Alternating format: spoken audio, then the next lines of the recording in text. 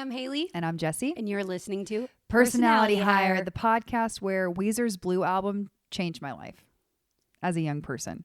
And I heard it again recently. I was in a coffee shop and they were blaring the Weezer Blue album.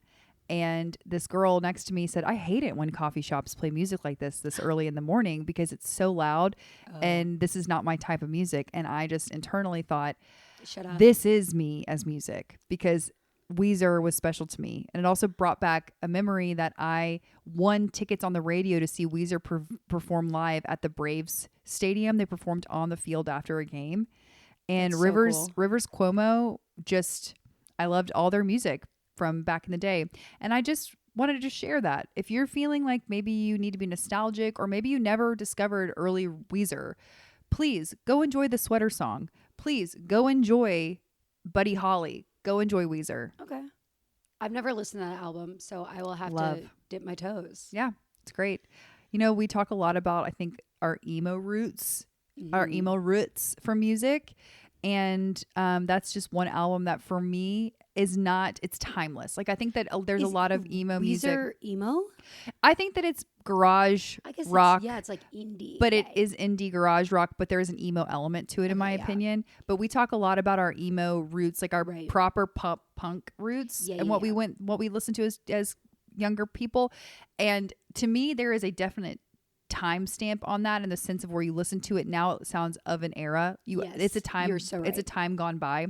Weezer, not for me. It could be relevant, just as relevant now as it was then, and that's just my 2 cents. It's just me being me, just being Miley. You just being Miley. Is there anything that you listen to still today that you're like, this is timeless, and you can't tell me that it isn't as relevant today as it was when I was first discovering it? Yeah, any Britney Spears album I've ever heard.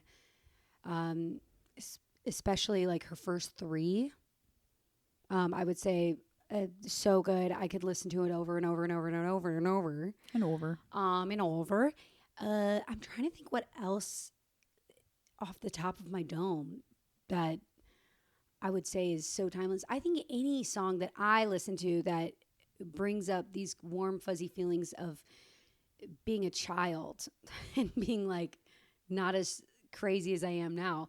I love that music. So to me, it's always timeless. Yeah. It's timeless to me. We went to Savannah recently and the hotel we stayed in, the bartender in the lobby bar was playing hit after hit. And I was like, I had to go up to him. I said, dude, this playlist is incredible. And he's like, thank you. It's my specially curated 90s alternative playlist. Oh, and by the way, 90s alternative, it's so good.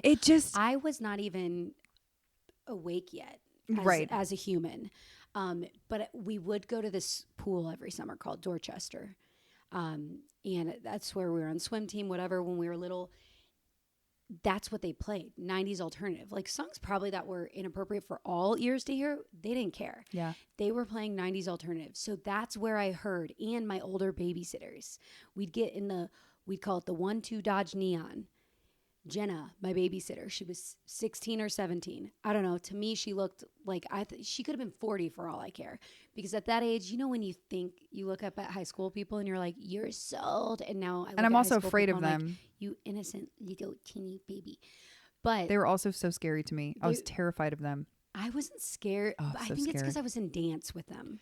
So I was like, they intimidated me to no degree, like would hide from them when I saw them walking around the neighborhood. They were just intimidating because I think that they embodied something that I wanted, but I was afraid of. And I knew that it was going to happen to me becoming a teenager. Yeah. But it was so foreign and unknown. So instead of running toward it, I hid from them. That makes sense. I had an older brother too. So there was like people around. And they're scary. Like they're just a little intimidating. They are, because they think they know everything, and they might know a lot, but they don't know everything. But anyway, we'd get in the 1-2 Dodge Neon with Jenna, and she would play 90s alternative. And I specifically remember when Get Out by JoJo came out. Not JoJo Siwa, but JoJo, just JoJo. Get out, leave, right? I remember first of all, we went to Kmart, got the CD. We played that song to the death of us, and we just screamed it. But here nor there, 90s alternative, that's how I learned it, and I still listen to it. There's this one playlist I listen to on Spotify. I think it's called like, and this one's like not just 90s or alternative, but it has a lot on there. But it's divorced moms going grocery shopping playlist in the 90s. Like divorced moms in the 90s going grocery shopping playlist. And it has like Sunny came home. You know what I mean? This playlist is a little bit more like alternative rock. This is going to be for our moms that listen that are on between the ages of like 38 and 48. These are for you. These are the things like Cake is on there. The Wallflowers, Blues Travelers is on there. Gin Blossoms is on this playlist.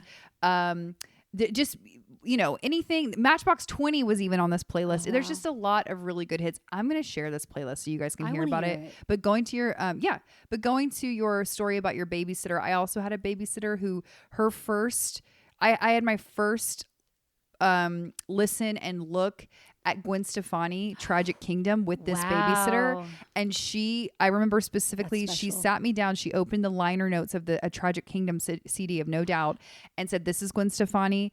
This is why she's cool. She literally wanted me to know that her style, who she was, what she represented, the way she sang, the kind of music they were making, that it was this ska, punk, reggae blend, everything about her, that this was a unique person. I remember her vividly being like, this girl is so cool because she doesn't give a shit what anybody else thinks. She's doing something really cool and different. She's California. And I was like, this is just so eye-opening on what could be when you have an artistic outlet that you also don't let other people impede on your artistic vision. I just thought that Gwen Stefani was just the truest form of artistic representation of herself. And that album, God, what a great album. What a great album. Also, Gwen Stefani was just so cool. She is so cool. But her coming out at that time and the clothes that she wore, the way that she sang and the way she did her makeup and her hair, and that she was the front woman of an all boy band, like, damn, what a cool person. Yeah, she's very dope. Yeah. I love her. Yeah. Still do. Yeah. Very cool. But yeah, I don't know. Cool. I know we're cool. Zoo, zoo, zoo, zoo, zooby, zooby, zoo, zooby, zooby, zoo. I've lost it. I've lost the plot. I've lost the plot. I'll go to my notes. Yeah, I was going to say, Hailey actually has a list of things, of topics, hot topics. Okay. And I think we should hit them. Yeah. So start from the tap. Well, I'm just going to say, so a few weeks ago, I should have said this one on the last one, but that's okay. A few weeks ago, we talked about Botox and filler and whatever, and the pressure to get it. I started watching the show that I was talking about, Plastic Surgery Rewind. I'm just going to say this here. I'm thankful I've not touched my face after watching the show. And I thank Jessi for the big sister advice. And go listen to episodes, or not last episode, but the episode before, if you want to hear. And we're just going to breeze over that one. But the other thing I was going to say, people relying on ChatGPT. I want to say one quick thing about the topic you just said about the plastic surgery. There's one thing that I neglected to mention that I wanted to say, then you brought that back up, was that I just wanted to say that I feel like we also didn't mention that we live in a time and a place where it's more accepted now than ever to make changes for yourself. And that's a great thing. Really, really cool. Yeah. And we didn't, and I know that you agree with me on that, but we didn't really talk about it in that way. And I also feel really lucky to live in a time where if I want to make a change to my face, to my body, to my mental state, to anything, I can. Yeah. And I think that we have more resources now more than ever to do that. And I just wanted to, that's it. Just wanted to pinpoint that I don't think that we really talked about that aspect of it. And that I feel like that's also extremely cool and radical. Oh, yeah. Also, how many times did I say radical in that episode? Shut it. Well, go back and listen and then you'll find out. Yep. Moving on. People relying on ChatGPT. Mm-hmm. I didn't realize what a thing this was. I don't talk to chat often, only when like highly necessary. Yeah. Like I truly, sometimes I'll ask it things and I'm like, actually, that's not even what I wanted to, like, you're not getting it. You're not getting the vibe. You don't feel human. And I realize the more you talk to them, the more they get to know you and whatever. There are people who truly do not know how to do anything. And they're just like, I'm just going to ask Chat. And it's not the same as Googling it. It isn't. But I will say, it's so funny you brought it up in this way. The same coffee shop where I was at, where homegirl was talking about how she didn't like Weezer. I was at a window seat and I'm drinking my coffee and there's a little cafe table down below the window. And I just so happened to look down. I wasn't spying on this young woman. Very cool, very sweet looking young woman. Popped open ChatGPT on her phone and started using it like Google, because I guess maybe she was new to the area. So she was asking ChatGPT things she could do with her day or whatever. So, but to your point, she was using it. So, like that was her first stop. Yes. That was her first stop to ask this question. And I think that's interesting. I think it's interesting. And I think it's a little, well, one, Chat is not always right, especially when you ask them like, hey, what's going on here? Like, what's going on around here? Where can I go? Whatever. I've noticed when I have used it like that, it will give wrong distances. It'll give wrong where it's at. So you just always need to fact check everything. Sure. But even with Google, you do too, you know? Well, yeah, but Google, like, usually going to the place's website where it says its address. Like, do you know what I mean? I'm saying Chat gets that stuff wrong. I'm not saying I'm against Chat. I like Chat. I'm saying I think we are as a society and as people, I don't know, as the more people I talk to about it, I realize they use it for everything. They use it as therapy, which I think is a really bad idea, personally. But I also understand, because I also can't afford therapy, that therapy is very expensive and it is such a privilege to be able to go. Maybe shouldn't be a privilege, but it's not covered by insurance, whatever. I understand how expensive it is. But there are all these different ways, and it's kind of freaking me out. And I know, I don't know. That's just my opinion. I think ChatGPT is a very cool tool. I think it's a really cool tool. I think that it provides access. I think that that to me is the biggest benefit that I see of ChatGPT, in terms of there's a lot of information barriers out there, especially right now when it comes to education. Yeah. There are a lot of access barriers, and ChatGPT provides access. Whether it's perfect access or not, that can definitely be debated, but it provides access to basic information that can get people's foot in the door. It can pique their interest. It can let them know a little bit into the world they want to discover, and I like it for that purpose. I do too. I think it's really cool. I also think that the technology, the way that it's developing, I do think that we see the flaws in this AI technology and the way that it can kind of misrepresent things or give people flawed advice or tell us that the world's going to end and that ChatGPT is going to eat us alive. I do think that there are ways for humans to correct that and recourse it as we begin to learn more about AI. But I really just at its core see that it provides information and knowledge to people, and it's up to us to be able to use the noodles that we have to take what we think is real and leave what we don't think is real. And that's just with anything in life.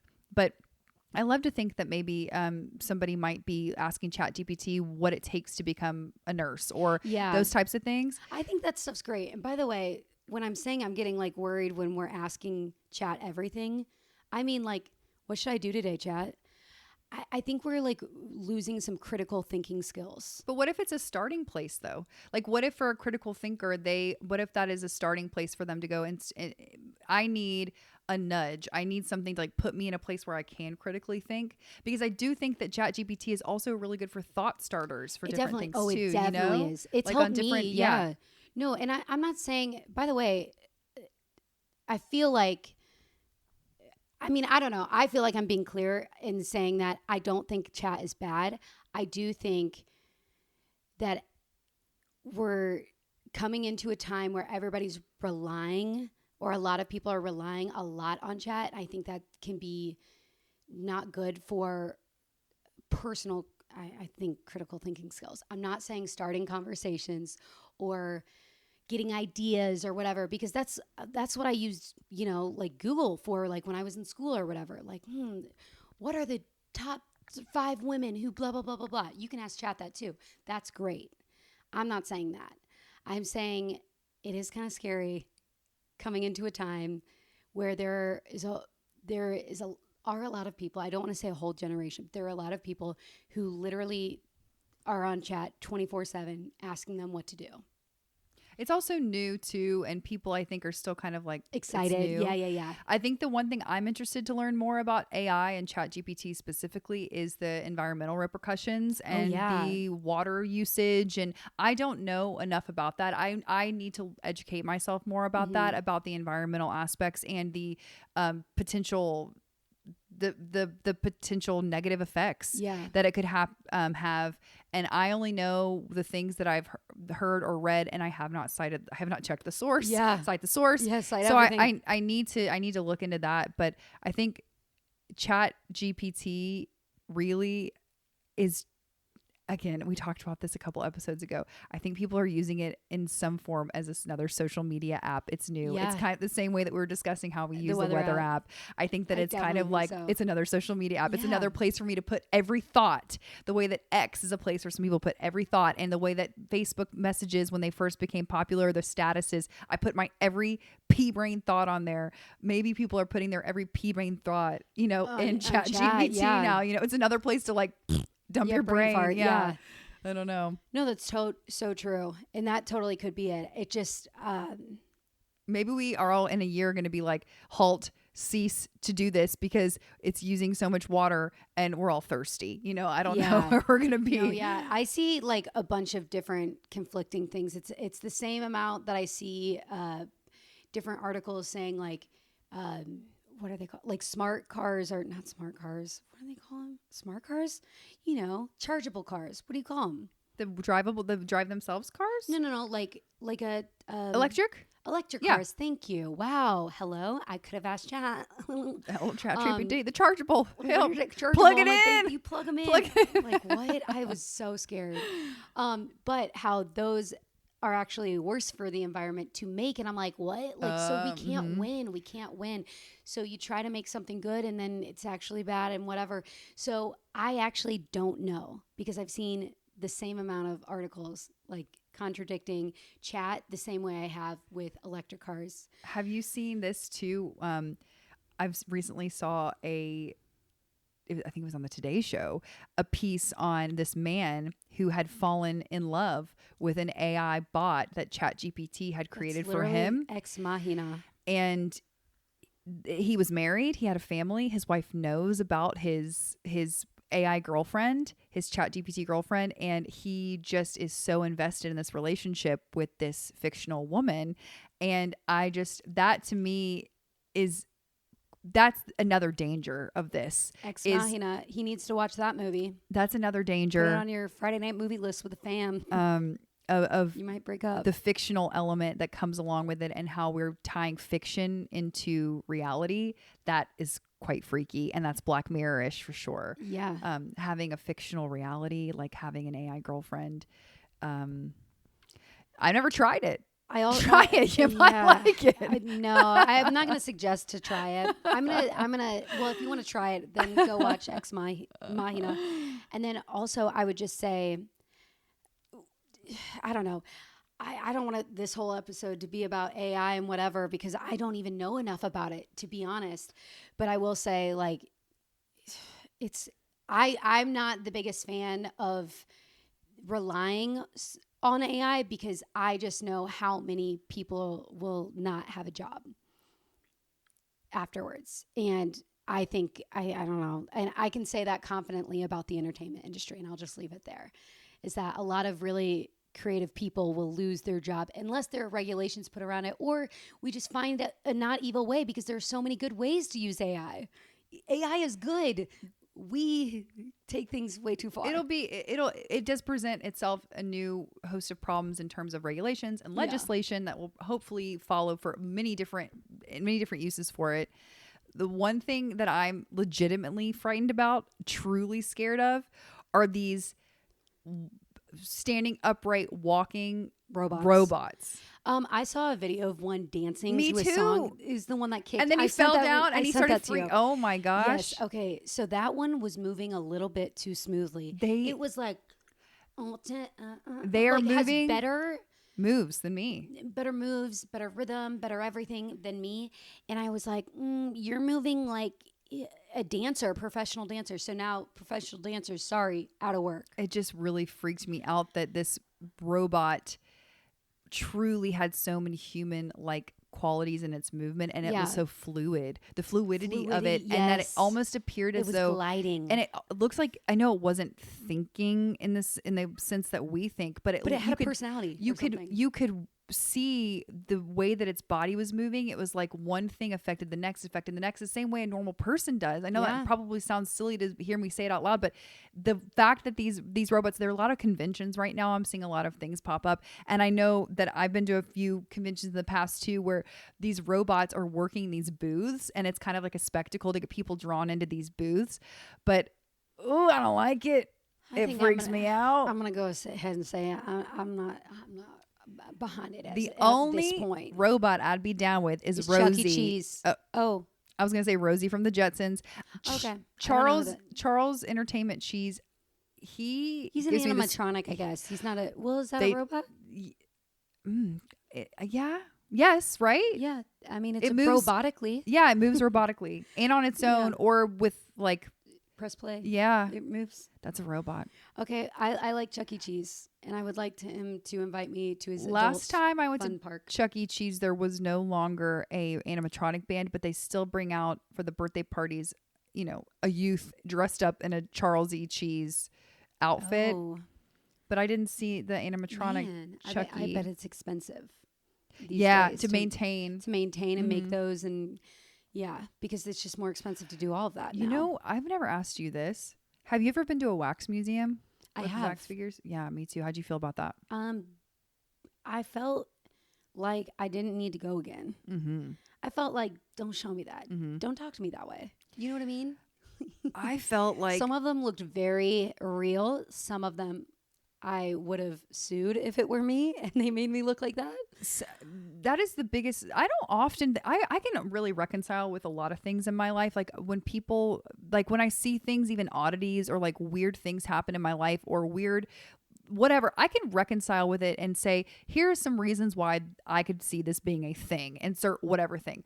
A wax figure, I really have a hard time. Why? Why do we need that? Why did we need it? Was it just to see what it would look like in real life? Like how you stack up to another well-known person, in terms of height or stature? I feel like it was like a picture opportunity. Like, sure. Get your picture with Kylie Jenner. But again, Brad Pitt. I don't think we needed that. And I know, especially in the early 2000s, I remember seeing a lot of like TRL clips of different pop stars getting their wax figures revealed. Oh, yes. And it was like, a hallmark to have your like a star on the Hollywood Walk of Fame. And to your point, some of them would reveal and it'd be like, I'm going to sue you. My nose doesn't look like that. Why'd you make my nose look like a hot dog? I look like no one. This is not me. Yeah. File that in the, if it went away, I don't think that I would feel any type of way about it. Yeah, wax museums could get. They can get going. They could definitely get to going. Yeah, I went to Madame Tussauds or in London, and I'll give you a dump picture. Okay, cool. For Madame T's. I feel like I only have gone to like the Ripley's Believe It or Not. Same thing. One. Yeah. And it was also attached to a Ripley's Believe It or Not, like creepy museum. You know what I mean? Yeah. Like museum of oddities. Yeah. Very much giving with like a replica of like the 8-foot man or something like that. It was like the bearded lady and like whatever. Yeah. I don't know where I was going with that. Just to say that I think wax figures are freaky, man. And they're like, animatronics and robots. What if they just put a robot inside of a wax figure? They and that's what they're gonna do. They do at the in Disney World. They have the Great Big Beautiful Tomorrow ride. It's called like in Tomorrowland ride or whatever. And they have Walt Disney. They have all those things are wax figure animatronics, and they are. Okay. I think I've seen. Dang, that.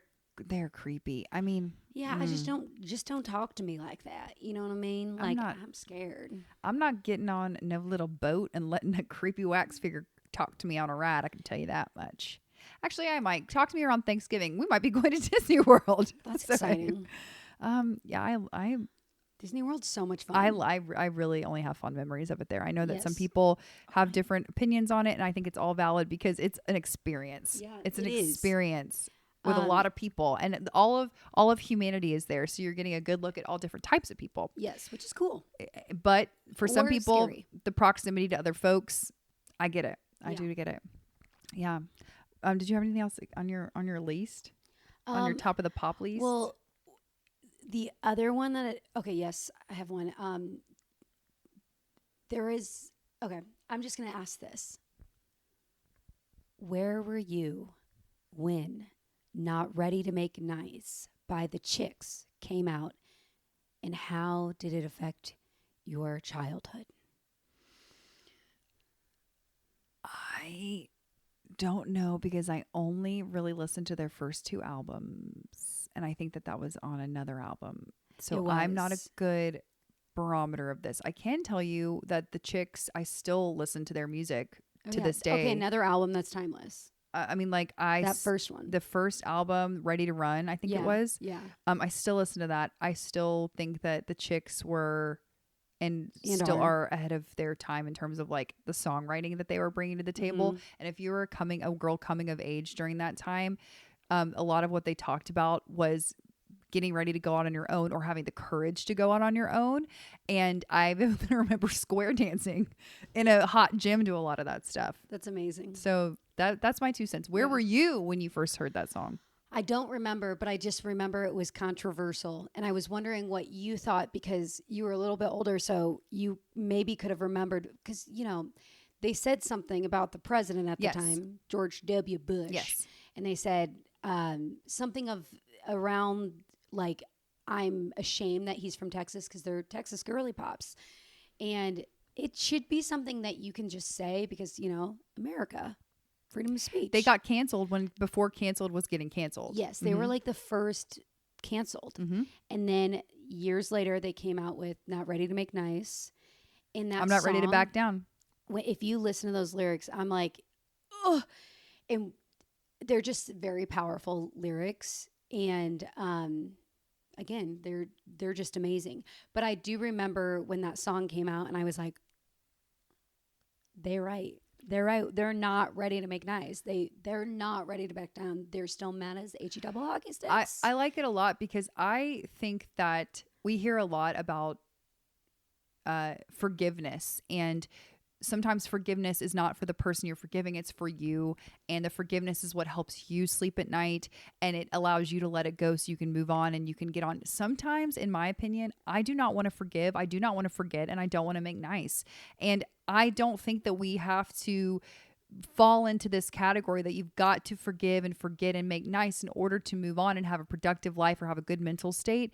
I think sometimes if you believe in something and it's still firing you up and it's still fueling your fight for something that's bigger than you are, that benefits other people, and that really is making a big stand about not only a political stance, but also a human rights stance, you don't have to just make peace with that and say, well, I forgive them. I forgive these people for what they've done. No, you don't have to do that. Also, I think forgiveness doesn't look like rolling over. It's not being okay with something. Forgiveness is bigger, and it's so much harder to do than we act like it is. It's forgiveness, and truly forgiving someone is something that takes immense strength, depending on what it is. Not like someone stole your leftovers in the fridge. Mm-hmm. I'm saying like something like maybe what the Dixie or what the Chicks are. Excuse me, that was their old name. The Chicks. Mm-hmm. I think that forgiveness is so incredibly powerful for oneself, the person who is doing the forgiving. And I realize it's helpful for the other person, but to understand, I think, and I'm not saying that what they were saying was wrong. I liked what they were saying. I liked that they said, I'm still working through this. Like I'm mad. And also forgiving someone doesn't mean you're not still, that they need to be in your life or whatever. Like you can forgive someone and you can forget them. Name that famous person who said that. Don't know. Pass. I'd like to forgive you, but I'd also like to forget you. Pass. Lauren Conrad, The Hills. Oh, thank you. Okay. To Heidi Montag. Got it. Ooh, sick burn. And it's the sickest burn I've ever heard, I think. Besides, do you guys also want to know another one that I think the chicks might like too? And they can use this. And everybody can use this. And I haven't found a way to say it yet because no one's done anything wild around me yet or horrible. Just, in front of my face. Because you need to say it in the moment. But they're going to hell on a scholarship. Ooh, that's good. That is, that's a good Southern saying too. Yes, they're going to hell on a scholarship. And they're not ready to make nice, and they're not ready to back down. But I hear what you're saying about forgiveness for sure. And I just also love that it's so. It is a really great song, but I just keep going back to like not only just the song, but just like the idea of forgiveness and what it means, and I think forgiveness. Sometimes I've had people in my life who, even if it's not a big deal,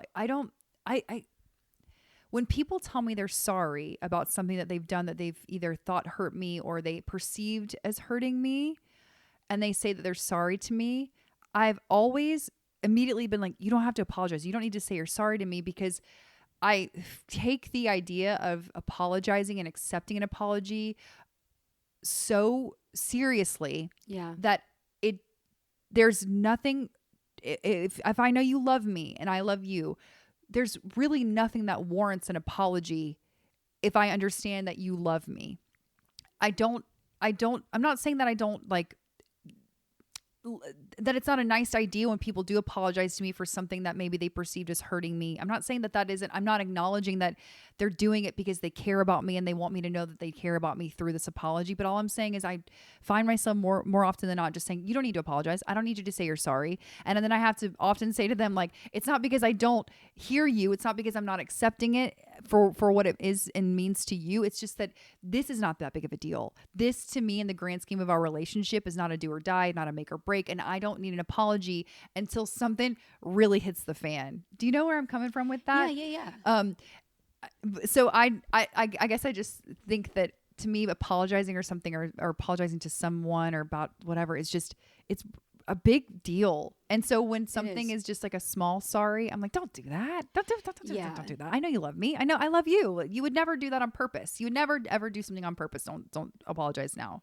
I totally get that. I understand what you mean. Like, I would rather, because actions speak so much louder than words, as we once have heard, maybe once or twice. But I think that saying sorry doesn't even matter.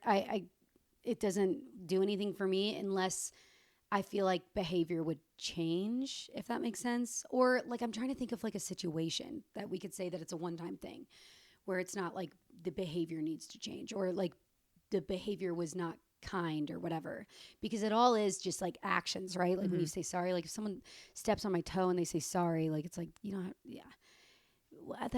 actually that is okay to say sorry. Like if you're in public and you step on someone's random toe, like it's not. Yeah, because also, what else are you going to say? Yeah, especially if you don't know the person, you're going to turn around, and that's also a formality of apologizing. Also, they don't somebody, know you, and you're like, oh my gosh, sorry. That's like I totally didn't mean to do that. Yeah, that's just a nice, polite thing to do. Yeah. But if it's like something bigger, and I'm agreeing with everything you're saying, is that like, it's, if I know they love me, then I know that they're not going to try to do that again. Exactly right. Yes. That's exactly right. And I know that it's mutual. And they also, I think I have held the act of apologizing when I'm in the wrong to somebody else in such high esteem that I guess I expect that other people will do the same for me. So when the time comes that they actually feel like they owe me that apology, it's because it's real and they really needed to do it in the way that I felt like I really needed to do it in my past apologizing times, which I've done many times, because I also know, again, it's just very important to me to do it when it is appropriate, which is why when something happens and it seems small and or microscopic in the grand scheme of our relationship, I don't find it necessary. Not everyone is that way. But not everybody's not that everyone way. is that way. And that is just my personal opinion on it. That's how my works. And I think that like everybody's going to do it to the degree that they believe they need to. Mm-hmm. And that's okay too. Yeah. That's totally okay. That's a very apology and a very personal thing. It is.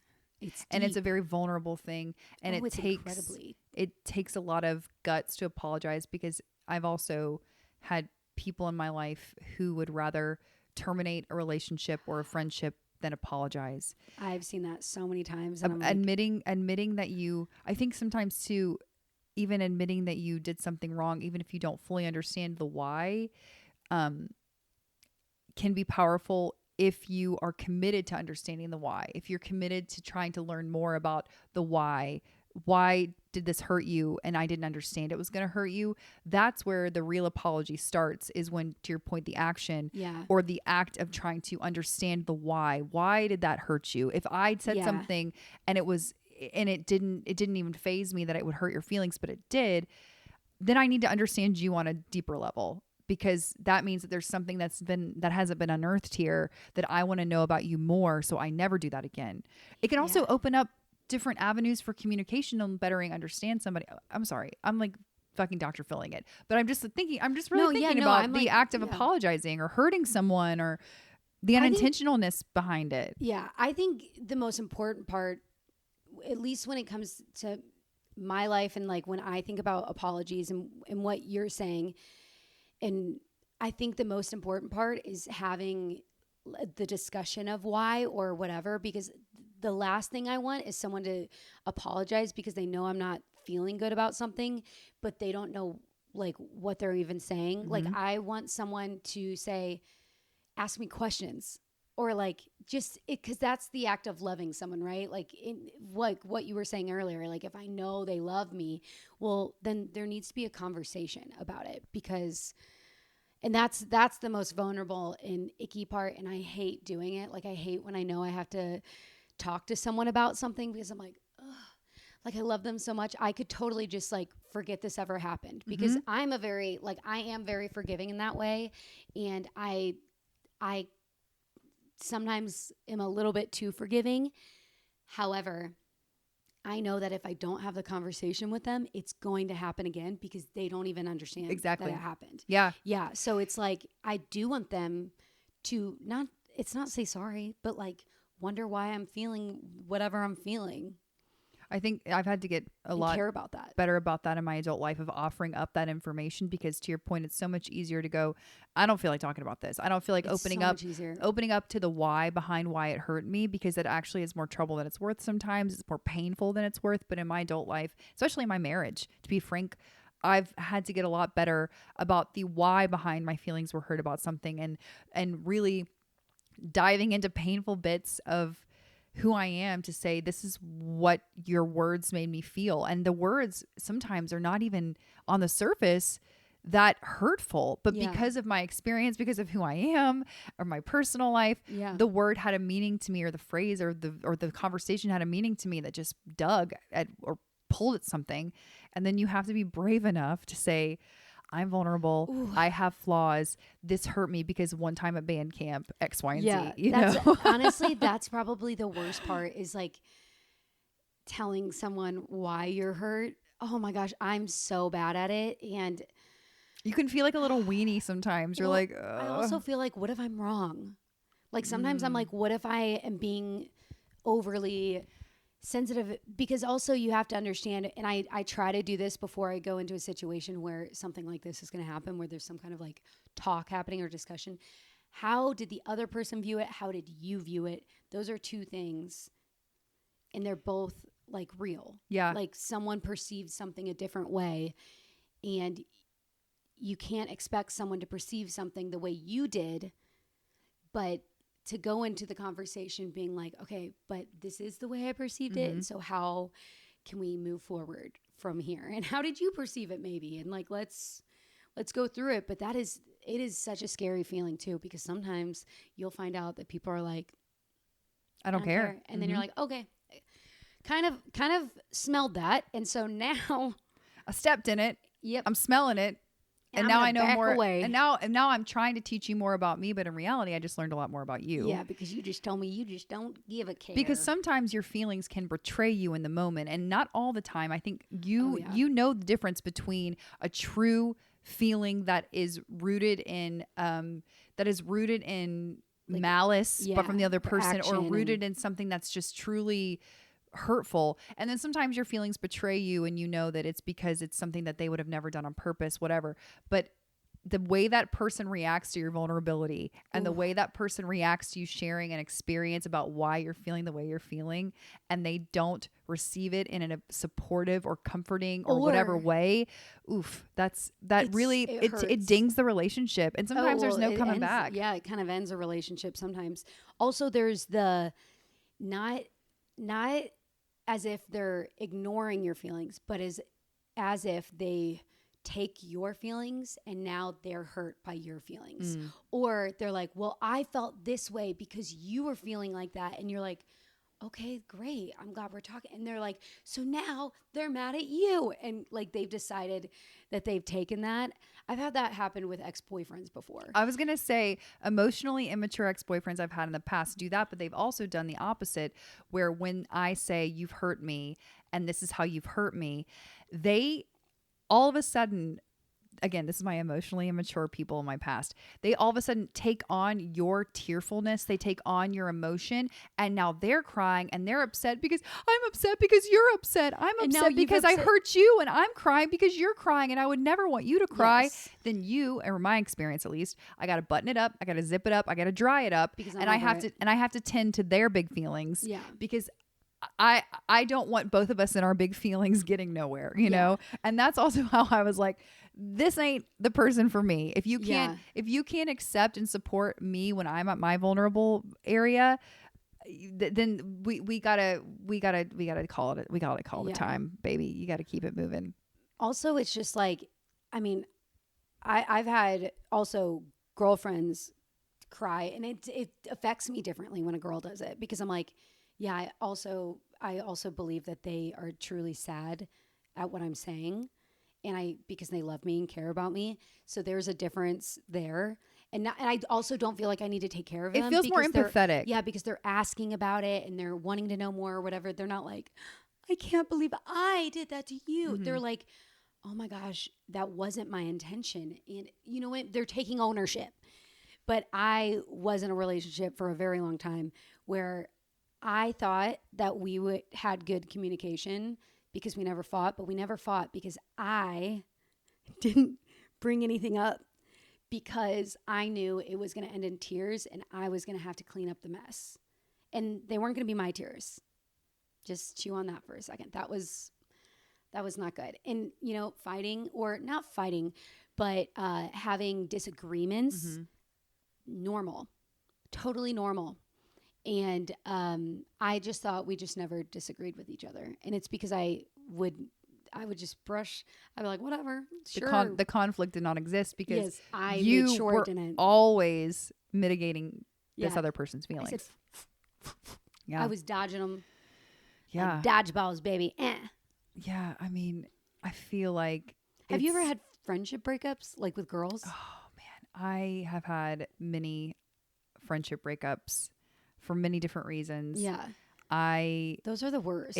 I've had one, and I've had many with someone you know. Yes. Yeah. That we used to know. And that was, and slowly backing away. That's kind of like and everybody's different, right? Yeah. Like, so you look at the person and you're like, how can I remove myself from this equation? I've had people who are acquaintances that they've said things to me, like the girl, I've brought this up on the pod before, but the girl who told me I should change my last name because my last name was too hard to say to be an actress and I would never be successful because my last name was Sword Out. Rude, first of all. That's my daddy's last name. Don't talk to me like that ever again. Or she would say stuff about the way I looked, and which no one has any business talking about that to anyone. And I just slowly backed out of that situation. But she wasn't someone that I would hang out with. Like, sure. Go and invite places. Yeah. Like, I'm having a birthday dinner. Who's invited? They would normally have been invited. That's that one person that happened with. And it still haunts me. Yeah. Like, I hate that it had to go down like that, but it was just not a healthy relationship. And again, slowly backing away. I've had, I of course I've had the acquaintances. I tend to, especially in my younger days, in my 20s, I tended to overextend myself and my friendship. And I tended to give all of myself to anyone who was wanting it, because I just wanted to have fun. And I was in a fun era of my life, and I liked meeting new people. And so there's a lot of those acquaintances from that time. As your chapters begin to unfold in different areas of your life, they naturally fall away. Yeah. But there, to be very transparent, 3 women in my life that I have had true breakups with at different reasons, different stages. And the main thing between all of them is that I drew a boundary that they repeatedly crossed, and hurt me. And I, instead of waiting around for them to change, I made the change, which was, this is no longer going to be a good fit for us. Now, I still very genuinely think that these women are, they're so successful, very talented, bright. The best for them. They have every quality inside of them that I still feel very beholden to in friends that I make today. These women still possess those qualities, but that doesn't mean that they wanted the best for me. And so you just gotta, I think you gotta roll with it. And I think, again, as your chapters continue to roll on by in your life, you're gonna collect people, and the right people stay. And then some people just kind of trickle off, and that's okay. That really is okay. And I think that maybe it's a shock, and it hurts. And sometimes it hurts more than a love, or like than a romantic relationship, because the relationship I build with the women in my life sustains me in a way that no romantic relationship ever has. Yeah. There's support that I feel, the true sisterhood that I feel, and the way that I'm uplifted through these relationships is so important to me, that these relationships, when they end, if they do end, that's with another friend, it's so painful. But I want to normalize that. And I think that I've heard a lot of people talking about that, but like, it is very normal for the relationships to kind of like fizzle out, and that's okay. It really is okay. And it doesn't mean that anything has to kind of like be bad blood. Just let it go. I also think like that is also something that I think is normal, to appreciate friendships for what they are and how they are when they are. And some people, I don't know if you've ever heard of the phrase or the saying or the metaphor. And I heard this, quite frankly, on Love Island Beyond the Villa. So someone was talking to another person on there. There's a reality show. And he was explaining to this girl, and he was like, well, have you ever heard of the thing that relationships are like trees? Some relationships are leaves, and they fall away, and they're meant to just be scooped up and gone. Some are branches, and some are roots, and some are trunks. And depending on when, and I think roots are like family members or whatever, but he was explaining it that way. And he was like, also, who says that someone who's a branch right now can't be a root later, or a root now changes into a branch later? Just saying, those relationships can change. And I've definitely kind of experienced that, not in a negative way either. It's just like, a lot of it happens organically. Yeah, like it's like you can't be around that person all the time. All of my friends who get married and have kids, our relationships change, not in a bad way. I feel like I'm gaining so much when they add family members, but also, I mean, we've talked about this, and oh my gosh, it's not a friendship breakup, but it was that friendship hiccup where I told you how the friend was like, I'm going to have to put you on ice. Yes. Yeah. Someone wanted to put me on ice, and it was because I couldn't make it to something that they had, and I messed up, and I didn't inform them. I didn't think it was a big deal, and it was a big deal to them, and that's important. But in that moment when I apologized, they were like, hey, like, I think for me, and good for them, because that was what they needed, but they put me on ice a little bit. And I think about that relationship a lot, because I still value it a lot, but also I see, oh, this person is in a different stage in their life, and maybe they're feeling like where I'm at isn't helpful to them because they are in this new stage of building a family and having a family and all these things, which I do have a lot of friends who do, Jessi being one of them.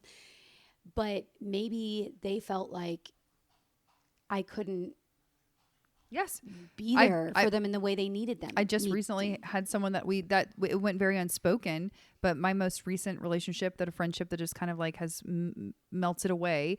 I know for a fact this is unspoken between us, but I know for a fact it's because the stages of our lives and what we value is different. Yeah. And there again, no ill will. Yeah. No bad blood, but there's difference between your relationships changing from a root to a branch to a leaf and them being a breakup. And you have to know the boundaries that you're willing to move or adjust for people as these changes happen and in your life. But then you also have to like put your head above water every now and again and go like, how many times have I moved this boundary for you? How many times have I adjusted this for you? And how many times have I tried to make you comfortable with me before I realized that it's not that you're uncomfortable. It's not that I don't have to make myself more palatable for you by moving my boundary. It's that this is who I am. This is my boundary. And that's that, Yeah. But it's hard. It's painful. It sucks. All the things. I hate friendship breakups. I do like bracelets. I love friendship bracelets. Me too. I love them too. They're so cute. I just got a permanent bracelet with Scooby Doo. Did I tell you that? Cute. Yeah. Oh yeah, I told you. Yeah. I might have already said that. Whatever. They're very cute. They're very cute. Permy bracelet. You've got them before with Scooby. We did. Hers broke right off, and then mine broke off right off after it. I got one with my besties when we went on a trip together, and everybody has theirs still, and they've literally given birth in them and done all these things, and mine slid right off. I swear it got bigger. Slid off? It when I was changing. Oh wow! One day. Oh my gosh! And it had done it a few times that I caught it, and I got it. And yeah, I was like, it was oh too big. Gosh. But like, I really feel like it felt like it stretched out because it didn't do that for a long time. Maybe was it hot when you got it? Like was it hot outside? So maybe you were kind of like all swollen. Maybe and that it got too big, or it was too big when they put it on you, and then when you got into the air conditioner, you got a little chilly. But it did stay on for like 6-7 months, maybe longer. I heard where I got my first was from Catbird in New York City, and Catbird is truly the jewelry store that pioneered this. Like they made it popular. They definitely made it very cool girl to get it. And many years ago, they're opening a location in Ponce City Market.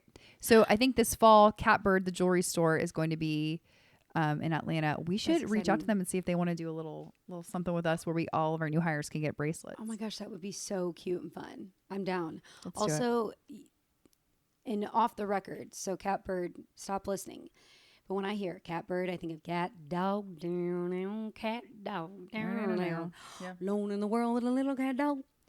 What a weird cartoon. That was a horrible. Also, Courage the Cowardly Dog, which I couldn't watch because he was too frightening. I never watched that. I watched Cat Dog, and then Rocko's Modern Life was another seriously mentally ill. That mentally ill cartoon. What a freaky mentally ill cartoon. Was Ren and Stimpy the one that was really gross? Yes, many farts. I wasn't allowed to watch that. Yeah, very, very freaky indeed.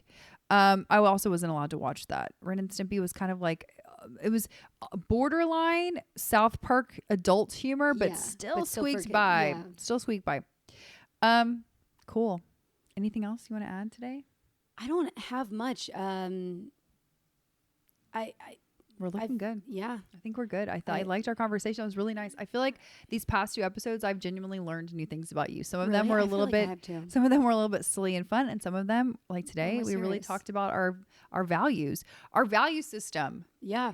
Ever heard of it? Do you have one? What about a moral compass? I'm just kidding. Of course you do. Maybe not if you're a robot. Oh gosh. Ex Machina. Please. I'm freaked out by that. I'm freaked out. Please leave a review. Please rate, review, subscribe. Unless you are a robotic human, don't. Actually, if you want to donate to the world for good, then give us a few reviews. But you listen to it, chat, and then get a good. Oh my gosh! Last thing I want to say, and then seriously, we'll see you next Thursday. But last thing I want to say is a lot of times Hailey and I get pitched. for guests on our show, which is wonderful. It's amazing. We get a lot of different people that want to be on this show. Some are good fits, some aren't. Just the way of the world, you're just pitching your people. Am I going to hear this for the first time? Every single pitch we get, most of them, they've run our show through ChatGPT to give them a synopsis of what our show's about. I can tell when I read the emails. And what our latest episode is about. I love your conversation about blank. So that I love your take on this. They can do an opening paragraph to say that they love our podcast, whatever. Anyway, that's very funny to me. And I'm not saying I don't mind it. Keep doing it. It saves you time. And I love your pitches. So as a former publicist, please pitch our podcast. But I should have brought that up in our conversation. Rate, review, subscribe, and we love you so much. And we will see you next Thursday. Oh, by the way, Janine has new music out, and you should go listen to it. Janine, how do you say the name? Go up on your phone really quick. Janine. So Janine the Machine does our friend. She does our theme song. We absolutely love her. She writes music for all of your favorite shows and movies. She's releasing new music under a new name, and that name is going to be It's also under Janine the Machine, but it's Arcturia. Arcturia. I'm going to spell it for you. ARCTURIIA. And she's incredible. And her amazing. song, her new song, Carnelian, I've been playing it on repeat. That song is such a pump up bop. And if you know anything about Hertz and like whatever does things to your brain, I know nothing, but it's at 444 Hertz or whatever those are. Ask Chat. Ask Charlie Puth. I feel like he'll know a lot about that too. Oh my gosh. Charlie, what's this note? Doing. And with that, Janine, take us home, sis.